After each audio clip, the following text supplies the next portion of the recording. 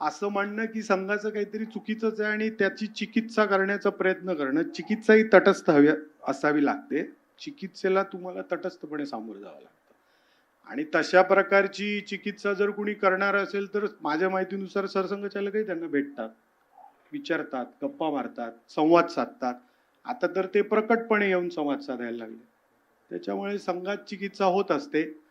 महापुरुषांचा जो प्रश्न आहे तर सगळ्यात महापुरुषांचं सगळंच अनुकरणीय आहे ना, त्याच्यात वाईट मानण्यासारखं काही नाही किंवा आक्षेप घेण्यासारखं काही असं मला वाटत नाही. पण त्यांनी एक आरोप असा केला, आरोप म्हणू ना, विचार मांडला असं म्हणूया, एक विचार असा मांडला की संघाला उसने लोक हे घ्यावे लागत आहेत. मी म्हटलं ना, संघ हा काही सेमेटिक रिलिजन नाही आहे ना, की तो आमचंच एवढंच आमच्याच चौकटीतलं त्यालाच आम्ही मानणार, त्याच्या पलीकडे आम्ही काही मानणार नाही, असा नाही आहे संघ. असा संघ बिलकुल नाही आहे. त्यामुळे संघाकडनं अशा प्रकारे सेमेटिक बिहेवियरची अपेक्षा तुम्ही करून विचार करणार असाल तर ते चुकीचं आहे.